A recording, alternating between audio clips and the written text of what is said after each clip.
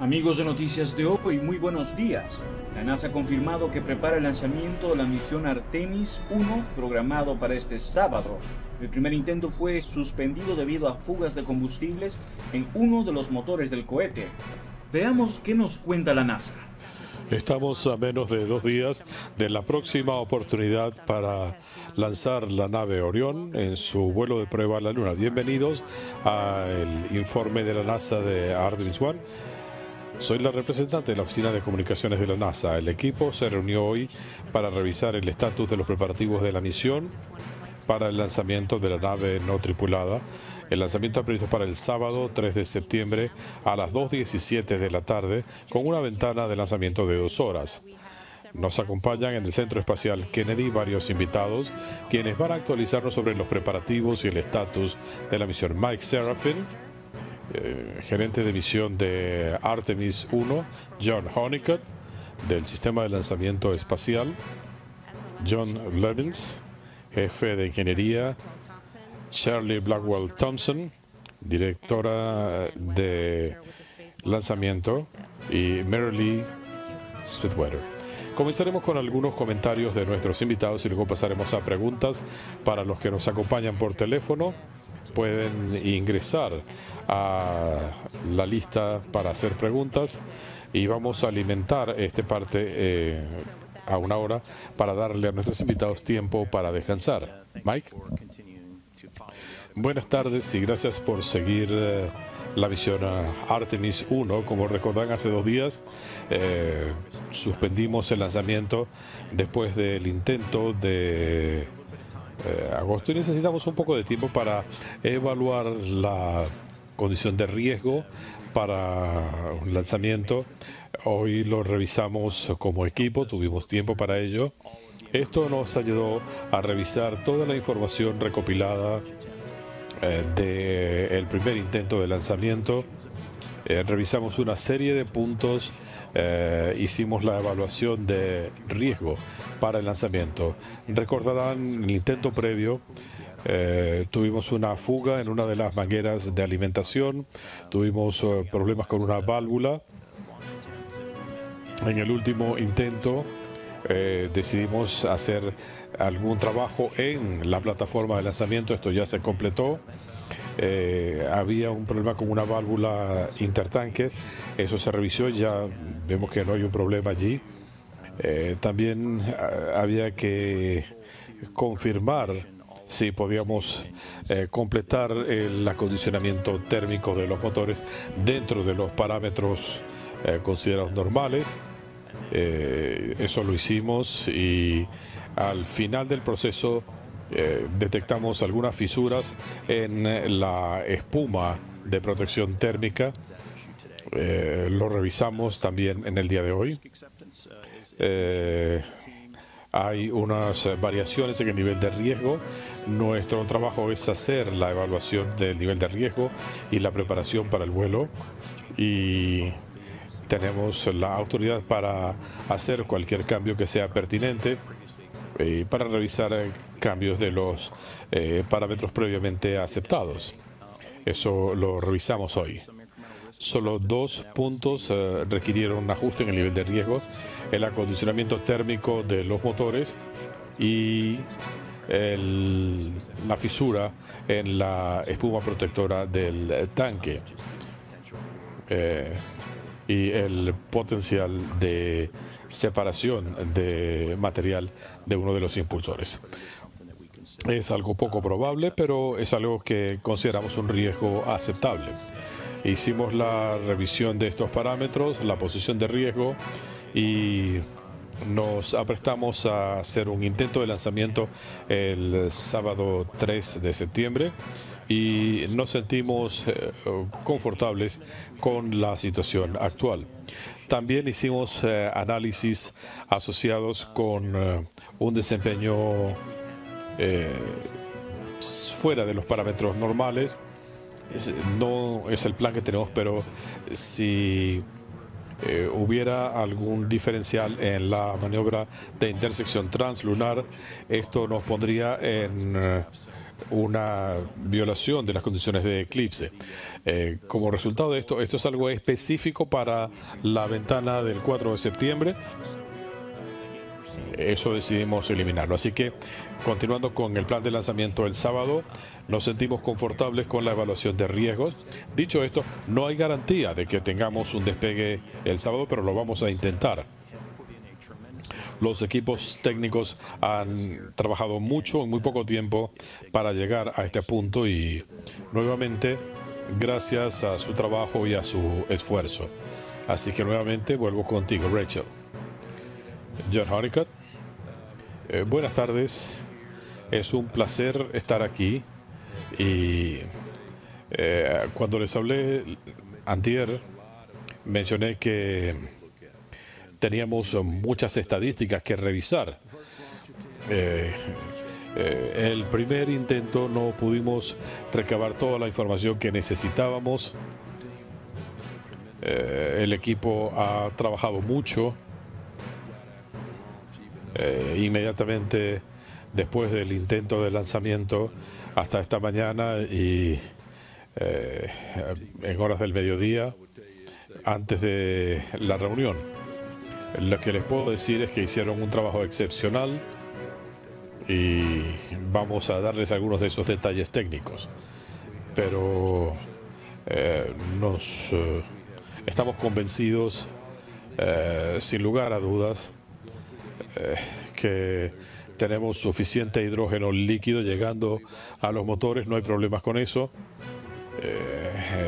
También al analizar la data, revisamos otros 5 parámetros que podemos considerar para tener la certeza de que teníamos la información necesaria. Eso es lo que concierne a los motores.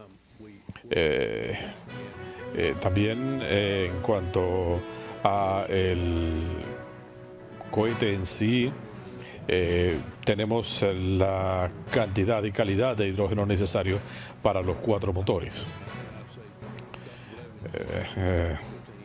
El Dr. Levins y su equipo técnico hicieron un trabajo excepcional en todo esto y les daremos algunos detalles en las preguntas. Puedo añadir que tenemos un equipo excepcional que analizó toda la data, lo que vimos en el intento de lanzamiento número 1, combinado esto con el ensayo general, y creo que hicimos lo correcto. El lunes hemos confirmado que hay suficiente flujo de hidrógeno líquido en los motores que podemos proceder con el lanzamiento. Como hemos mencionado, hicimos una inspección general del vehículo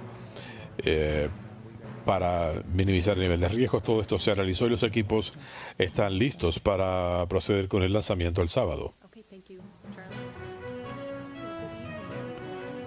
Buenas tardes a todos. Es un placer estar aquí para hablarles de los preparativos para el lanzamiento. Hablamos hace un par de días en nuestra última conferencia de prensa, el martes. Habíamos completado el proceso de asegurar la plataforma para poder comenzar a trabajar en el punto donde se detectó la fuga. Ya el trabajo se hizo, se completó todo. Encontramos la causa de la fuga, esto se corrigió y todo está listo. Hicimos pruebas en condiciones de temperatura ambiental, hicimos algunas pruebas de circulación y pensamos que la configuración es apropiada para la próxima tentativa de carga. También, en base a lo que notamos trabajando con el equipo de John en lo concerniente a mejoras que pueden ser necesarias en la cuenta regresiva, hicimos algunos cambios para esta operación, y lo que esto significa es que vamos a comenzar el enfriamiento de motores más o menos a la misma hora que la última vez. Esto nos va a permitir llegar al punto de purga un poco más temprano. Y probablemente me van a preguntar cuándo será este momento. Esto será a eso de las 8 de la mañana del sábado. Así que hemos hecho un par de cambios en el protocolo de la cuenta regresiva. Analizamos algunos modelos. Completamos una serie de pruebas de procedimiento. No hubo que hacer cambios de programación, sino solamente de procedimientos. Así que estamos listos. Y en este momento todo está bien. Hay quienes piensan que la cuenta regresiva comienza 2 días antes. La realidad es que la cuenta regresiva sigue activa. Estamos dentro de una tregua de 96 horas. Le sumamos un día para el trabajo que había que hacer. Y también estamos considerando el reabastecimiento de oxígeno e hidrógeno líquidos. Así que vamos camino a proceder con la recarga de los tanques el sábado en la madrugada para estar listos cuando se abra la ventana de lanzamiento. Buenas tardes a todos. Llegaron a mí más rápido de lo que esperaba. Cuando venía para acá, sé que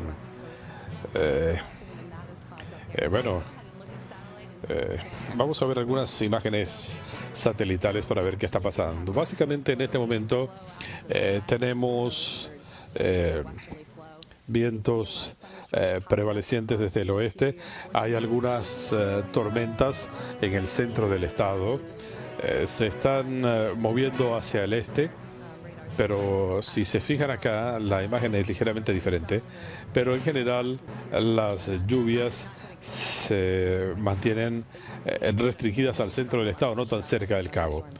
Pero sí pueden ver algunas de estos patrones.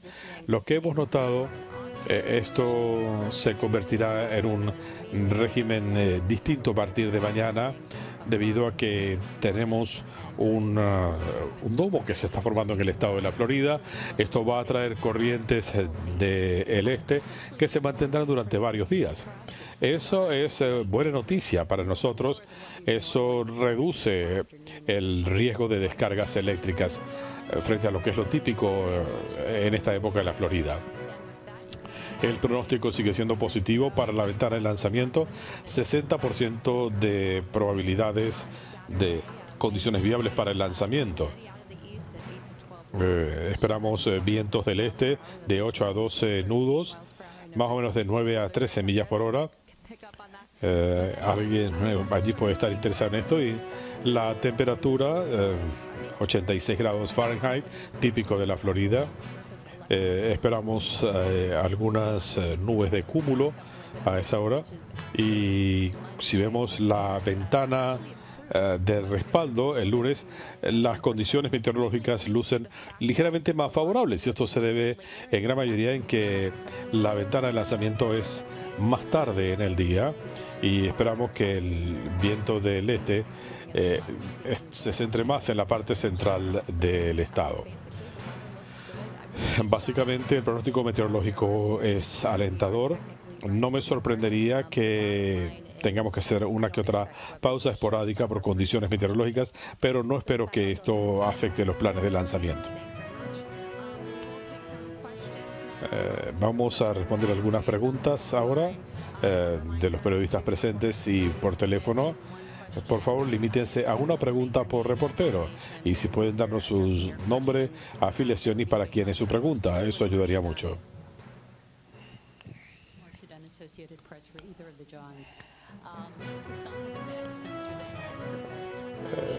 Entonces, piensan que el problema fue un sensor defectuoso y está todo listo para el lanzamiento. ¿Y qué pasaría si la temperatura no fuera idónea? ¿Qué ocurriría con el motor? ¿Fracturas? Bueno, yo puedo comenzar y dejaré que el Dr. Blevins luego añade. Sí, sabemos que había un sensor defectuoso. al comienzo de la semana la física del sistema no cuadraba con la lectura del sensor. Desde entonces hemos podido revisar toda la data y hemos comparado múltiples fuentes, hemos hecho análisis independientes y esto confirma que había un sensor defectuoso, pero el flujo en torno al motor estaba normal. En cuanto a su pregunta sobre el motor, hay muchas cosas que hacemos con los motores para asegurarnos que operan dentro de los parámetros deseables. En cuanto a la instrumentación de vuelo tenemos el sistema de seguimiento en cada uno de los motores. Esto se diseña primordialmente para detectar vibración y otras variables en los motores. Así que, John, voy a dejar que seas tú que añada un poco más sobre esto. Sí, como seguimiento. El problema en parte con los motores es que cuando tenemos estos rangos de temperatura que parece que están bien y de repente no es así, realmente era interesante tener esta variación. No es que se salía de escala, ni mucho menos. John tiene razón, pero es evidente que el sensor no estaba cooperando. En cuanto al motor, la razón por la que enfriamos los motores, esto obedece a múltiples razones, pero la primordial es la variación de temperatura. No tiene que estar a la misma temperatura del combustible líquido, pero sí tiene que estar frío, así que necesitamos ese margen. Si el motor no está a temperatura apropiada, esto puede generar contratiempos en el encendido. Esto puede conducir a que el motor se apague en vuelo. Esta puede resultar en una falla severa en el motor. Pero como dice John, tenemos seguimiento de diferentes funciones del motor. Los motores tienen múltiples sistemas de medición y redundancia, pero había un sensor defectuoso y de lo que nos estamos protegiendo es de evitar desgaste excesivo en algunos de los componentes.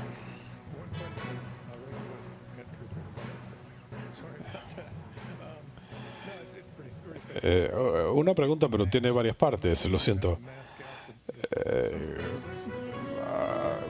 Asumiendo que tienen que identificar el sensor defectuoso, ¿en qué momento del programa deciden es apropiado encender el motor o no? ¿Sería durante el conteo? ¿Cómo funcionaría esto? Y otra forma de hacer la pregunta es: ¿qué le dice a la computadora si el motor está a la temperatura idónea? ¿Cómo saben que están en ese punto cerca de los 420 grados para proceder con el encendido? Bueno, primero que nada, la protección para el motor. Miren, este sensor no tenía la función de ser un componente crucial o de la protección del encendido.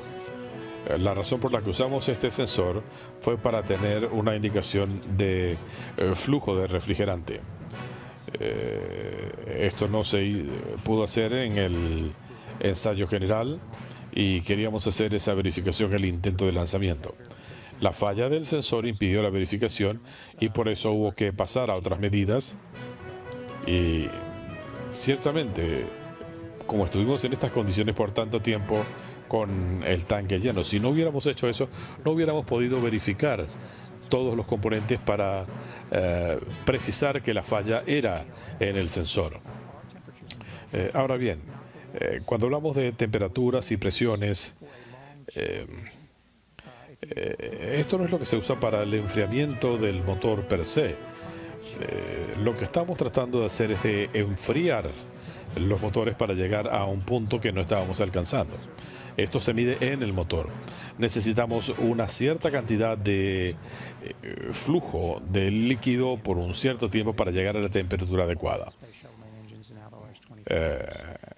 Son parámetros que vienen desde que los motores se usaban para el sistema de transbordadores.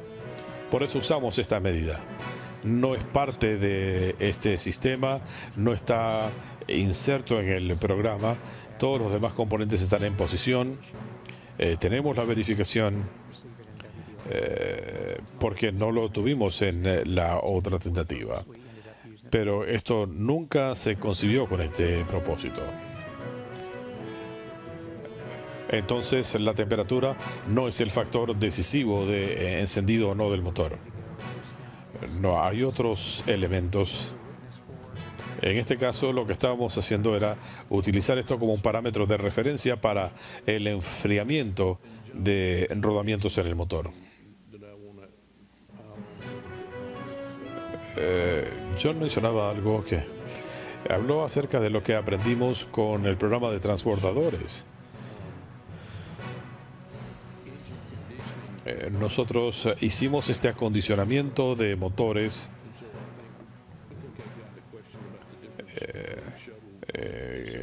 nos preguntaban sobre la diferencia entre el transbordador y este sistema, las bombas de recirculación. En el transbordador, cuando íbamos reduciendo la temperatura de los motores, recirculando hidrógeno, estamos aquí en la misma situación. Queremos usar nuestros procesos de control para asegurarnos de que tenemos la calidad idónea de combustible alimentando el motor.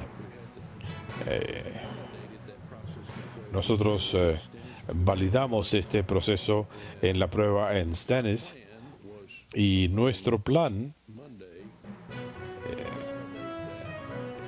para este lunes era validar esa configuración en la plataforma de lanzamiento para el vehículo.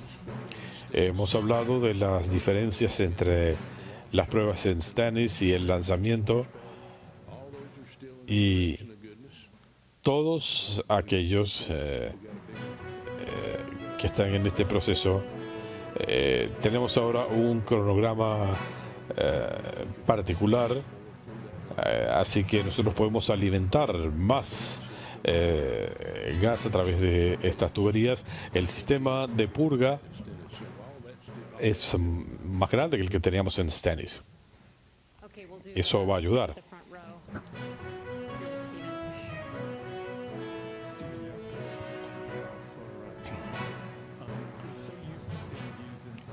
Estamos acostumbrados a ver estas imágenes del sistema. El lunes no vimos nada y tu equipo estaba trabajando en esto, y hay tanto interés en la misión. ¿Por qué no tenemos video en ninguna de las fuentes del interior de la sala de lanzamiento? En la cobertura se van a incluir imágenes de la sala de lanzamiento.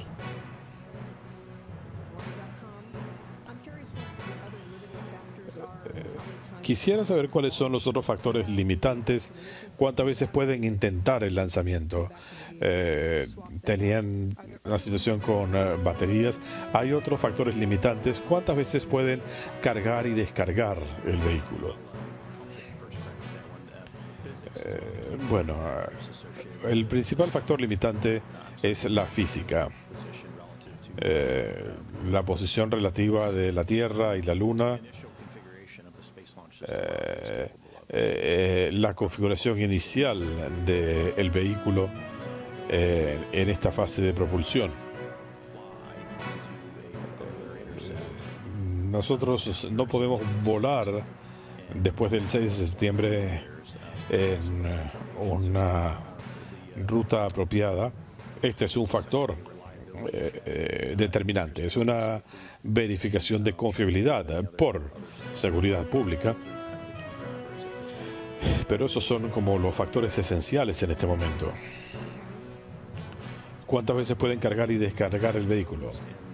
No es infinito, pero siempre evaluamos los límites.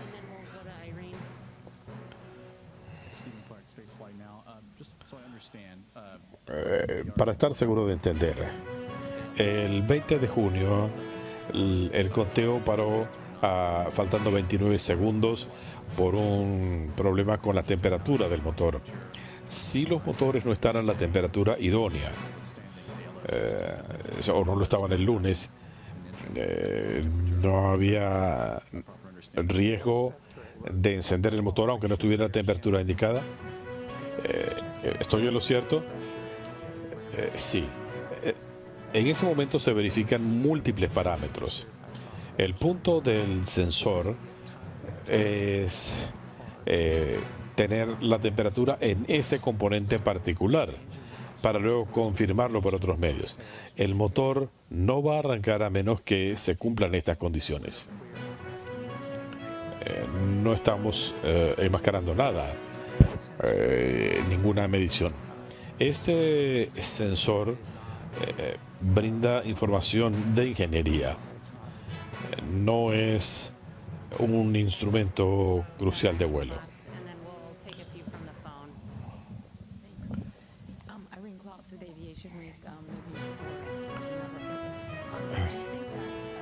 ¿Creen ustedes que el iniciar el proceso más temprano les permitirá corroborar que el sensor está funcionando, aun cuando sea un sensor de ingeniería? ¿Tendrán el mismo nivel de confiabilidad que en el resto del sistema? Es por eso que los otros motores no estaban en la temperatura idónea. Voy a intentarlo. No importa lo que haga el sensor, hemos aprendido mucho sobre este proceso, sobre el flujo, y lo hemos probado no solamente no solo con todos los motores, sino con este en particular.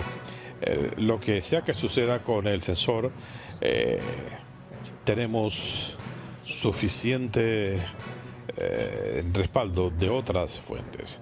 El comenzar más temprano me tranquiliza porque nos permite conocer los parámetros con más tiempo. En cuanto a las otras temperaturas, son consistentes con las temperaturas de saturación, y hay quienes han hablado de el diferencial de temperatura. Bueno, en el caso de Stennis teníamos esas temperaturas y definimos el nivel de saturación, pero en Stennis, en esta fase, la situación es diferente. En este caso, si uno revisa la data, se puede notar que había una variación de 1 o 2 grados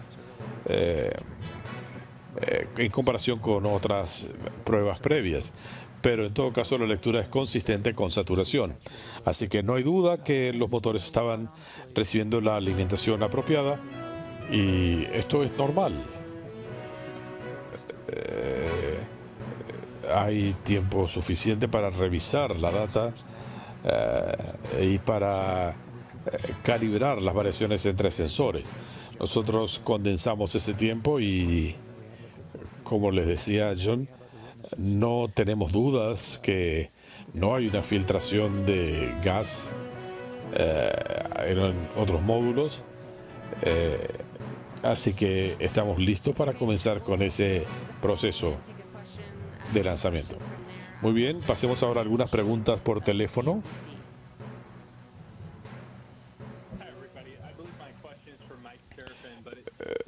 Mi pregunta creo que es para Mike Serafin. Siempre es difícil hacer una evaluación de riesgo para un lanzamiento como este, pero no se suponía que esto fuera una demostración plena del sistema. ¿Lanzarían el vehículo si este fuera un vuelo tripulado? ¿O el análisis de riesgo es diferente?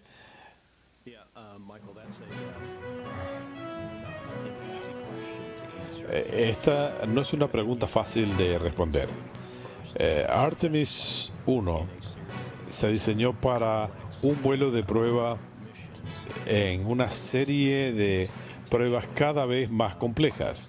La próxima misión, Artemis 2, será la que haga las pruebas con tripulación. En este caso, lo que estamos haciendo específicamente es reevaluar las condiciones del vehículo que sean idóneas para el retorno, y estamos haciendo esto en base al desempeño del cohete. El cohete nos tiene que llevar a la posición de transición translunar y tenemos que pasar por la franja de asteroides, cinturón de radiación, y esto lo contemplaremos en la próxima misión. Sabemos que hay riesgos en esta primera misión, pero en cuanto al riesgo creciente, fue un incremento marginal de riesgo y ciertamente estamos listos para volar el sábado con el entendido del nivel de riesgo. La conversación bajo estas condiciones sería similar en Artemis 2. Es una pregunta difícil de responder porque se basa en la presunción de éxito de Artemis 1 y siempre hay la posibilidad de que algo en Artemis 1 nos obligue a evaluar nuestros parámetros de riesgo. Seguimos con preguntas telefónicas. Corríjame si me equivoco, pero pareciera que el sensor que causó todos los problemas no es parte de la red de sensores cruciales que les permiten saber que están en la configuración idónea. Entonces, ¿para qué necesitan este sensor? ¿Y no hay otras formas de hacer la medición o no tenían tiempo de considerar alternativas? Buena pregunta. El sensor no se requiere para volar. Esto es simplemente un sensor para verificar la refrigeración del motor. Queríamos saber que tendríamos combustible líquido fluyendo por una cierta cantidad de tiempo, como hicimos con el transbordador espacial. Por eso es un proceso de enfriamiento. Estos sensores no constituyen una plataforma idónea de confirmación de flujo de combustible a los motores per se. Así que esto fue un análisis de ingeniería al combinar el ensayo general con el intento de lanzamiento, y eso fue lo que nos detuvo. Permíteme añadir un punto aquí. Teníamos un plan de cara al intento de lanzamiento del 29 de agosto. Era usar estos sensores para ayudar a confirmar el acondicionamiento térmico de los motores. Probamos ese plan y surgieron otros problemas. Una fuga en el cordón umbilical principal. Después tuvimos que separarnos del protocolo. El equipo hizo un trabajo fantástico en lo que concierne al manejo y a la realidad de condiciones especiales. Cuando se está en una situación de alto riesgo, la tendencia es incluso a perder la cabeza. El equipo hizo lo adecuado. Así que se hizo la prueba, se hizo la evaluación y esto nos puso en una configuración segura. Y revisamos toda la data en los últimos 2 días. En retrospectiva, la perspectiva siempre es perfecta. La experiencia nos ayuda a trabajar con esto y ciertamente reevaluamos el riesgo. Entendemos la postura de riesgo con el acondicionamiento térmico de los motores y al equipo se le preguntó y de manera específica, ¿están listos para cargar el vehículo, iniciando el proceso más temprano y adelantando la ventana de purga. Y la respuesta fue sí. ¿Algo que añadir, Charlie?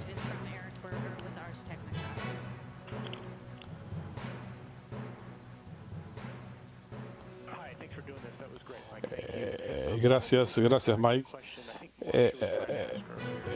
Creo que Marcia estaba tratando de preguntar antes. En base a comentarios que hemos escuchado en otras partes, ¿les preocupa a ustedes la vida útil de este cohete? ¿Y hay algún problema de desgaste en el cohete? Por supuesto que hay que hacer una serie de rutinas en torno al tanque. ¿Confían en que podrán lanzar este vehículo en 1 o 2 meses? ¿O piensan que esta configuración se puede mantener por algún tiempo? Bueno, la configuración se ha mantenido ya por algún tiempo. Yo no le voy a dar una cifra exacta, pero yo diría que el ciclo supera los 2 dígitos. En cuanto a preocuparse por ciertas cosas con el vehículo en la plataforma, quizá hay cosas más pequeñas. El análisis del momento.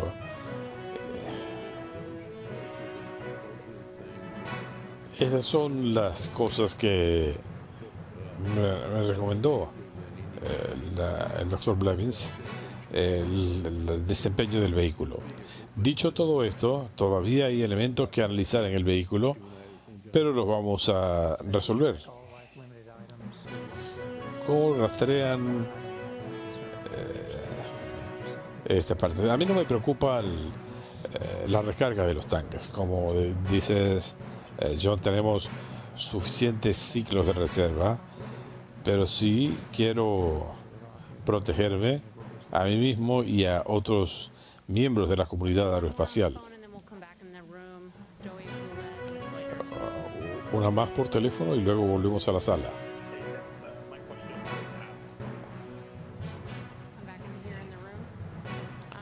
Mi pregunta ya la respondieron.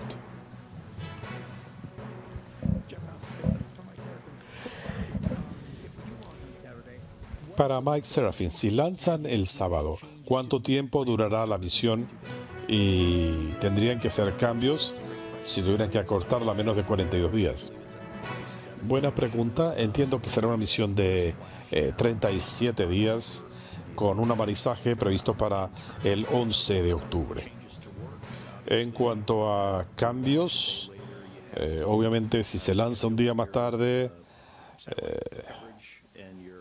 hay que ajustar la cobertura satelital, las rutinas de rastreo, hay que hacer una serie de notificaciones, especialmente en el sentido de que habrá aeronaves en observación en el lanzamiento y durante el amarizaje.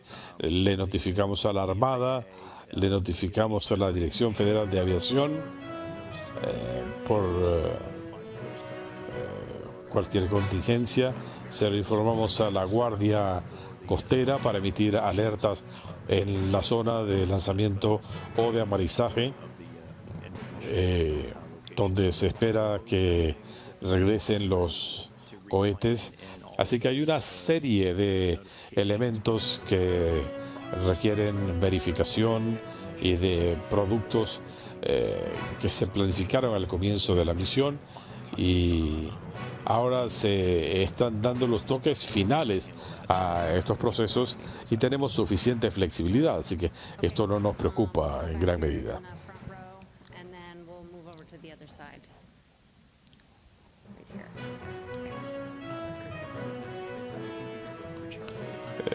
Creo que estas preguntas son para Charlie. ¿Cuántos cortes hay previstos en el conteo para el sábado? Y si van a comenzar la carga más temprano y van a hacer la purga más temprano, sé que perderán algo de material, pero ¿cómo se traduce esto para la ventana de 2 horas? Bueno, comenzando con los dibujos, yo tengo un reporte en mi correo electrónico.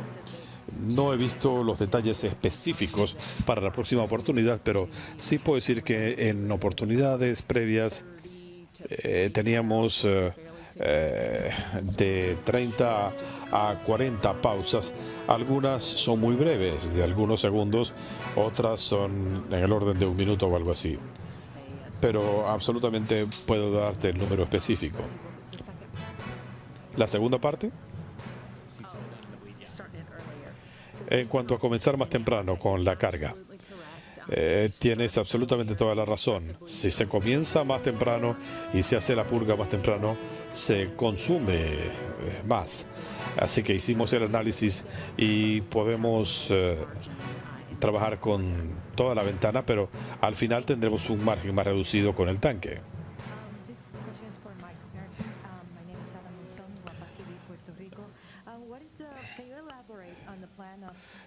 ¿Puede hablarnos de los planes para próximas ventanas?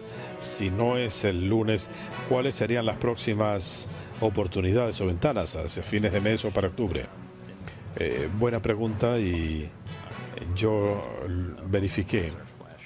El 11 de octubre es el día previsto para el amarizaje. En cuanto a disponibilidades, tenemos una reservación para el 1 de septiembre. Si no lanzáramos el sábado, la siguiente oportunidad sería un lanzamiento vespertino el día 5. Es una ventana breve, la del 6. Si no se pudiera estar listos para el día 5.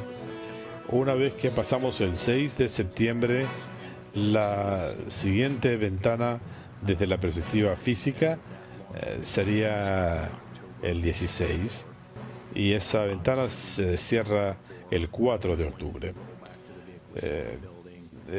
Tendríamos que considerar la movilización del vehículo al edificio de ensamblaje. Habría que evaluar si es necesario retirar el vehículo de la plataforma por algún problema meteorológico o de otra índole. Si hay algún requerimiento técnico que demande acceso a una parte específica del vehículo. Hay que determinar el tiempo que tomaría llegar a ese lugar, la disponibilidad de piezas de recambio, etc. Así que hay una serie de variables, pero esto le puede dar una idea de el cronograma relativo.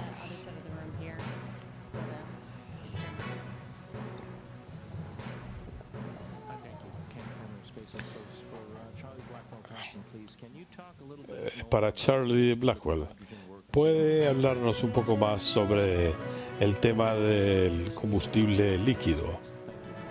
¿Cómo lo detectaron y cómo lo corrigieron? Después de la misión 3 tuvimos una fuga. Uno nunca quiere tener una fuga, pero esto nos permitió examinar en detalle la causa, y de eso aprendimos muchas cosas. Nosotros tomamos medidas muy específicas. Recordarán que esto era muy similar a lo que habíamos tenido el día anterior. Nos dieron acceso y tomamos la decisión de retirar la nave para llenar ciertos requerimientos. Tenemos los elementos asociados con el lanzamiento, las empacaduras, las evaluaciones de torsión. Había algunos problemas. En este sentido hicimos algunos cambios. Recordarán que las imágenes sugerían que podía haber una muy breve cantidad de líquido. Así que nuevamente vimos un buen desempeño de cara a la misión en la fase de purga. Detectamos la fuga en la válvula. Esto requería atención Pero lo que notamos en el intento de lanzamiento número 1 es que muchos de estos marcadores, vimos un aumento en la concentración de hidrógeno, estaba bien, siendo una carga lenta a medida que llegábamos a presiones más altas en esa interfaz. Pudimos resolverlo, el equipo verificó las tasas de circulación, las cotejó con las especificaciones, pero ciertamente reconocimos que era necesario hacer algo diferente. Como dije, yo me incliné a favor de este programa después de escuchar que había varios procesos que debían ser revisados de manera concurrente, y pensamos que esa pequeña pieza tiene un sensor de presión entre un momento y otro, y lo que notamos es que nosotros, si reemplazamos el sensor, como lo hicimos, ajustamos la torsión del motor y esto parece haber corregido la falla. Nuevamente, todo está bien. Compartimos las mediciones de inyección y todo está normal. Así que pensamos que esta fue la causa más probable. Ahora bien, como hemos dicho antes, tenemos estas verificaciones de fuga y después todo se reensambla, pero cuando uno trabaja con combustible ultrafrío uno nunca sabe qué puede pasar. Yo tiendo a pensar en esto, pero no. El contratiempo se detectó en la plataforma, pero no sabemos cuál es la causa.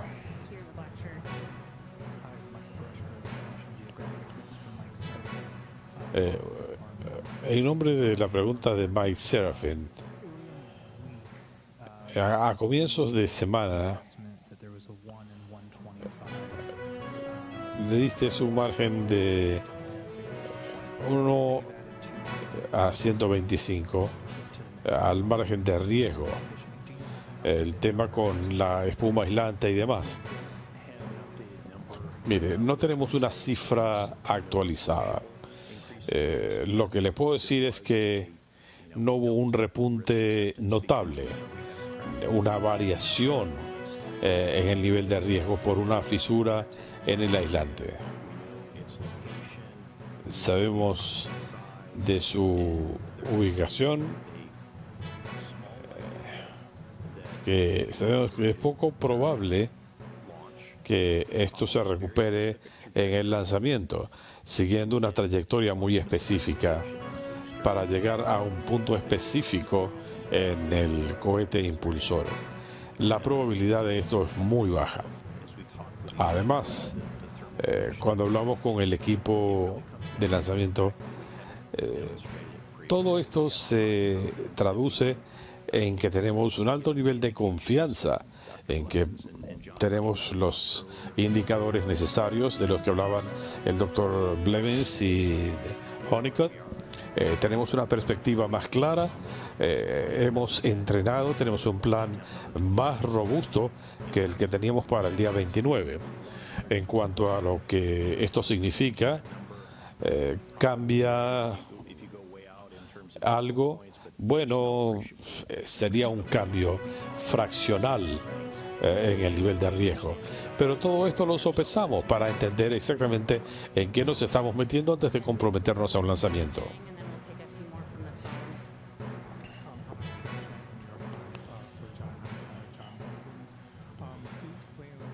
¿Pueden explicar en detalle cuál fue el problema con la válvula el lunes y qué certeza tienen de que no se va a repetir?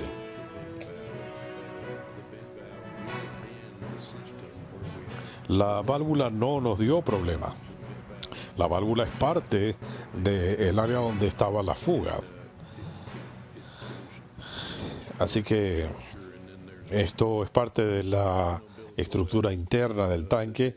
Tiene un cordón que purga a tierra. Así que quizá Charlie les puede responder esto de mejor manera. Creo que John lo describe muy bien. Esto es parte del sistema, es parte del cordón umbilical.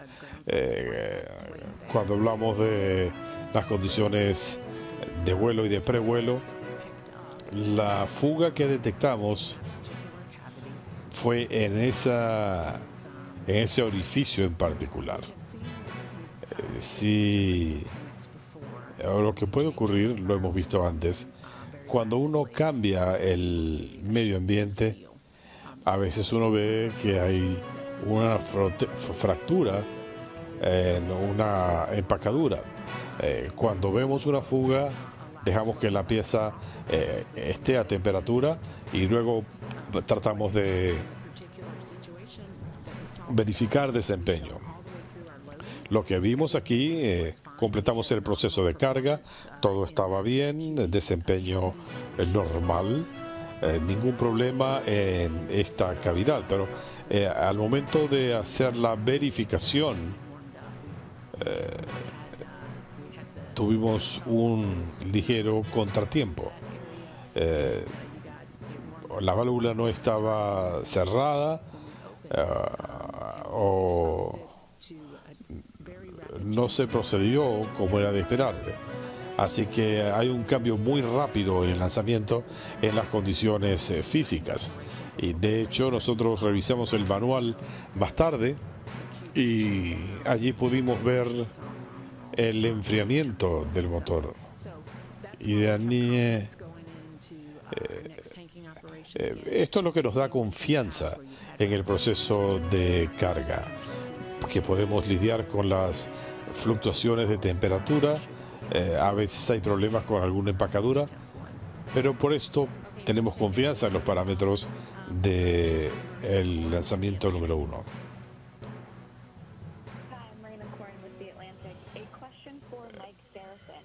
Mi pregunta es para Mike Serafin.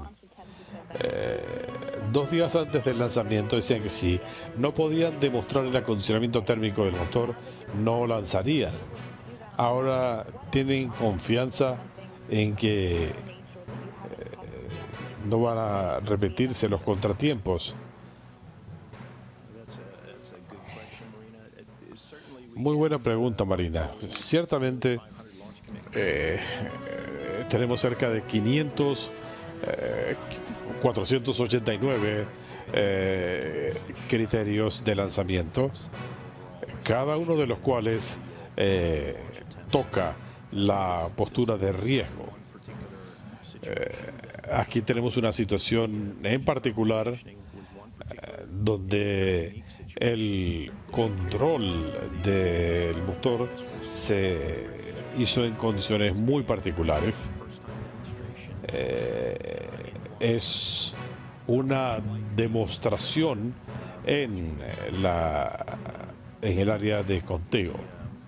A diferencia de otras demostraciones, sabíamos que esto era algo que teníamos que hacer exitosamente desde el principio. El siguiente criterio, bueno, alguien lo tiene que aceptar y nos reservamos el derecho a hacerlo, pero hay que tener un razonamiento claro de la visión.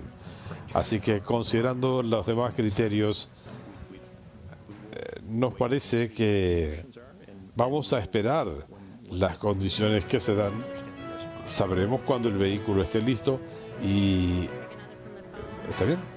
Bueno, una más del teléfono.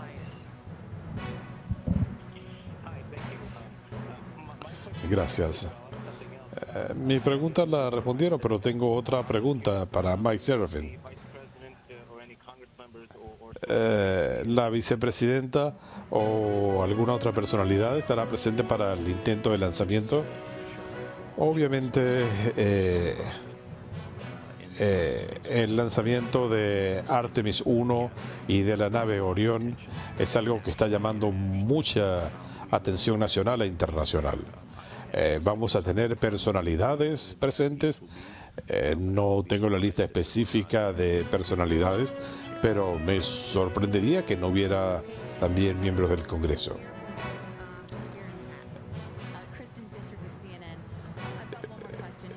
Una pregunta más sobre el sensor dañado. Quiero simplificarles esto. Considerando que ya confirmaron que era un sensor defectuoso, es parte del plan y de la evaluación de riesgo simplemente ignorar este sensor. Mire, no es que sea una evaluación de riesgos per se, siempre queremos confirmar que tenemos gas circulando por el tiempo necesario. Ahora lo hemos confirmado. Yo no sé si cortar esto no sería apropiado. En cuanto al riesgo de ignorar el sensor, parte del plan es que todos ustedes pueden ignorar el sensor. Sí.